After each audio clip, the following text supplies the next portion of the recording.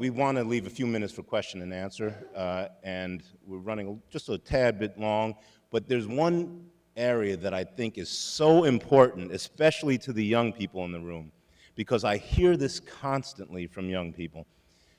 You know, I want to be a lawyer, I want to be a doctor, I want to be a business person, I want to work on Wall Street. I don't really want to be a salesperson. That's not what I want to do. The problem with that is that we're all salespeople. No matter what you do, you're a salesperson. Whether you're a 3-year-old trying to get more M&Ms from your mother, you're selling something. You're selling your ability to eat those M&Ms and not get sick. So there's a salesperson in all of us, and I'd like to maybe kick it down to Michael and then to Ted. If you could give us your take on that, and we'll keep it brief because we want to get some questions and Q&A, but maybe some thoughts on that. Sure. No, you're absolutely correct. Each and every one of you are salespeople, whether you want to admit it or not, right? You're selling yourself to, maybe it's a boyfriend or girlfriend, a future spouse. You're selling yourself for a job interview. You're selling yourself as far as how you present yourself when you meet people for the first time. The old saying of you can only make a first impression once, it's absolutely the case. The trick is finding something that you're passionate about. Because if you find something you're passionate about, then you're no longer selling. What you're doing is you're actually creating a career. And if you work and you're able and you're fortunate enough to do something you're passionate about, then you're no longer selling something, you're actually helping people, whatever that case may be. Whether it's in the medical field, whether it's in the financial industry, whether it's within professional sports, or what have you. If you find something that you really truly believe in, then it becomes an issue where you're not selling something, you're actually believing in something. And what happens at that point? It becomes so clear that it's transparent, because then you're genuine. And when you're speaking with somebody, somebody sees that. Clients see that. They appreciate it. They respect it. And at that point, you're doing something that's valuable. You're not just trying to sell them something. Great. Ted? I would agree with Michael that whether you're Jennifer who's a lawyer or Michael who's a doctor, if you've got patients, clients, or customers, then you are in the business of selling. You have to convince, you could be the best lawyer in the world, the best doctor in the world, but until you can convince somebody else why they should let you operate on them or why they should let you represent them in the courtroom, then you have to use some sort of sales. There's also another area, and I used to get into this argument because my brother just recently joined me from the trading side, and he used to tell me all the time, I could never be a salesman, I could never be a salesman. I agree. If you're passionate about what you do, then it's natural, and people feel that way. They don't feel like you're pushing something on them. But there's another side that a lot of people in my industry built their business off of sales. I think that I was terrible at sales. Cold calling I didn't like doing. I built most of my business through networking, as you were talking about earlier, or through marketing, which in a sense is kind of networking. If I could just share one quick marketing story of how I put myself out there. Probably the greatest marketing thing that I ever did was I was asked to speak at a conference back in '91 called BESLA. It stands for Black Entertainment and Sports Lawyers Association. Well, I was asked to speak. Number one, I had never done public speaking before a day in my life, so I'm scared because I'm going to be in front of 350 sports and entertainment lawyers. So I called the folks and said, who's going to be represented? And they said, well, Michael Jordan's lawyer will be there, and Michael Jackson's lawyer, you all know him as Johnny Cochran, will be there, and a number of other lawyers. I said, that's all I need. And so I decided rather than me go out and speak, there was a gentleman on the cover of a magazine called Black Enterprise Magazine named John Rogers, who ran the largest minority-owned mutual fund at the time.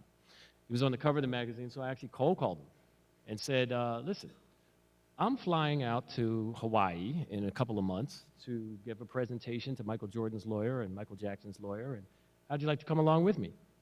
And of course, he jumped on the opportunity. And so I went to the library and I found out who all the other top minority money managers were. And I called the next one. I went straight down the row. And I called the second one and I said, by the way, do you know John Rogers? Oh, yeah, I know him. Well, he and I are flying out to Hawaii in a couple of months, and I was wondering if you'd like to come out there with me. So by the time all was said and done, I had about 5 of the top black money managers in the country who were willing to fly out to Hawaii to meet Michael Jordan's lawyer, Michael Jackson's lawyer. John ultimately couldn't do it, but he sent his right-hand man with him. We did about 6 or 7 conference calls, so by then they all knew who I was. So now when I showed up with these top money managers, I look like I'm somebody important all of a sudden. Here I am, a 23-year-old kid. But in addition to that, I was dating a woman who had left her company and started a PR firm. And I said, I want to be your first client. And so I came up with this idea. I said, when the people check in the hotel, they're going to wake up in the morning, they're going to get the newspaper. I want to be in that newspaper when they open up the newspaper. When they turn on the television, when they're going back to the rooms to change and get out of their swimsuit and go to dinner, I want to be on the news. When they wake up in the morning and the radio alarm goes on, I want to be on the radio. And she had me on every station in Maui. And so here it is, all of a sudden, I went from the year before going at this conference and didn't know anybody, and I was this young kid that nobody knew, to being the guy that brought these top money managers in the country who all flew out to see them, and I'm good friends with them all by now because we've been doing these conference calls. And I've got all the media following me all around. So now everybody goes, who is this guy? I got to know this guy. That's what marketing is. It's getting people to want to come to you. So it's just another way of being able to put yourself out there. I just want to, and we're going to wrap it on the questions, and we'll go to the Q&A. Scott, I mean, you're in the sales business. Give us your quick thoughts on that, if you could. Yeah, I think, obviously the point of everyone's a salesperson, but I think it's really what is sales. I spent 25 years managing salespeople, and I guess more importantly for some of you in this room, hiring salespeople. And oftentimes I get an introduction that say, you're going to love this person. They're a born salesman. And invariably I hated them because their view of what sales was someone who was glib and had a joke and, quick with a comment, and that's not what sales is about. It's about the ability to listen, the ability to communicate, and the ability to help somebody solve a problem or a need that they're trying to fulfill. And that's the way you have to look at it, that you're in the same side of the table with the person, not across the table. You're not sliding the pen across or asking for a transaction to be completed. You're helping to provide a solution.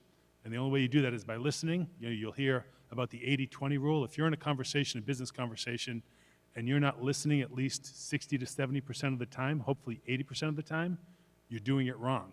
Because if you think of it, when you speak, you learn nothing. When you listen, you learn a lot. And I think that's the key to sales. It's about communication, understanding the people you're dealing with, and that's what allows you to be successful in what may be strictly a sales role or a broader role in business that has an element of sales at its core. Thanks. Say 5 Yes, sir. seconds. I just want to piggyback on what Scott said. There was a statement that I heard when I first got into business that I live by, which is God gave you 2 ears and 1 mouth.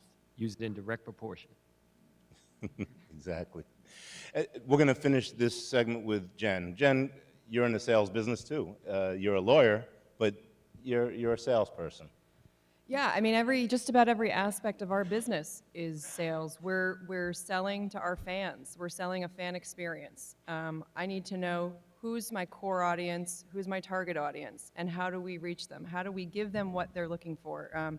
They're going to spend, as Michael said before, we're competing for entertainment dollars today, and it's not just sports. It's families who are looking, are they going to take their kids to the movies? Are they going to take their kids to a soccer game? Are they going to go to a Devils game? What are they going to do with their dollars? And it's very important to know, how do I sell to them?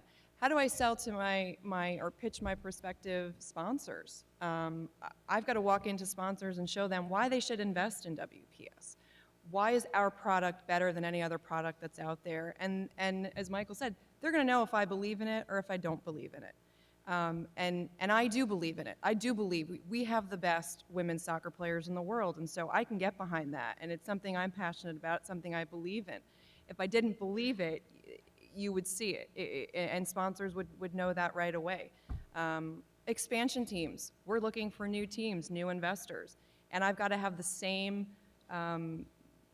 pitch to them as to why they should take their hard-earned money and why they should invest in a women's professional soccer team. Why is that something that's good? Why is that's something they'd want to do with their money? So it's recognizing what all of these different audiences need, how they can be helpful, how we can provide something for them, and doing it with real passion and getting behind it, because it's critical. Thanks.